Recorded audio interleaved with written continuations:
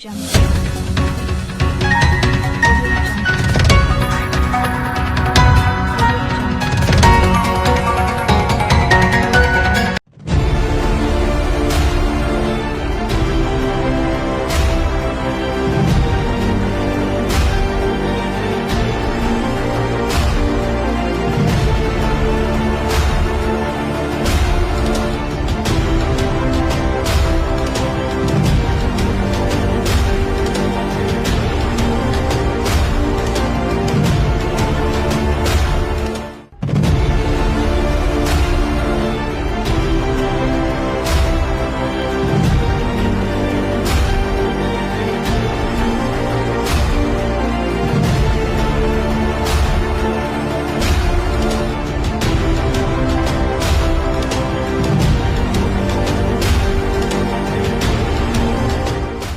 सर्वप्रथम आपल्या माध्यमातून आणि आपल्या सर्वांना आणि आपल्या सर्व बांधवांना जे काही आपले प्रेक्षक आहेत त्यांना सगळ्यांना गुढीपाडव्याच्या हार्दिक शुभेच्छा।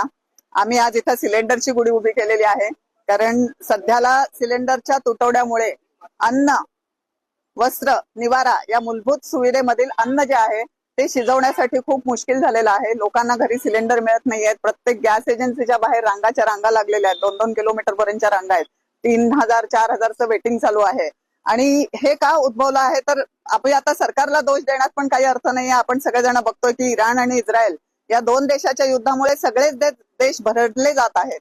आणि हे देश भरडले जात आहेत का तर ह्याच्यात सगळ्यात महत्वाचं म्हणजे गॅस टंचाई होत आहे। आपण इतर कुठलीही टंचाई आपण सहन करू शकतो। एक वेळ पेट्रोल पंप नसेल, आपण घरात बसू, पेट्रोल पंप बंद असतील त्या, किंवा कोविडच्या पिरियडमध्ये आपण बघितलं सगळं काही बंद होतं, आपण सगळ्यांनी सहकार्य केलं, सगळेजण आपण घरी बसलो।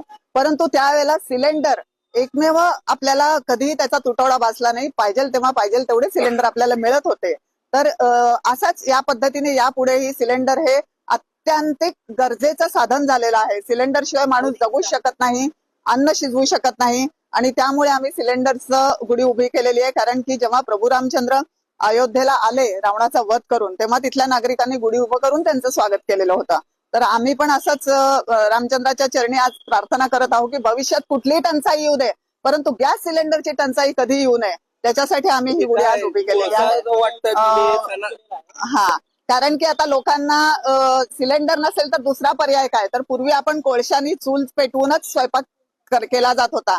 तर आता नागरी पुरवठा मंत्री छगन भुजबळ साहेब यांनी सांगितलंय की पेट्रोल पंपावरती आम्ही केरोसिन देईन, कोळसा उपलब्ध केला जाईल। त्यामुळे आज आम्ही एकमेकींना कोळसा देऊन की इथून पुढचे दिवस हे आता कोळशाचेच आहेत, चुलीवर स्वयंपाक करा, हेल्दी राहा, हा संदेश देण्यासाठी आम्ही आज कोळसा वाटप केलेला आहे।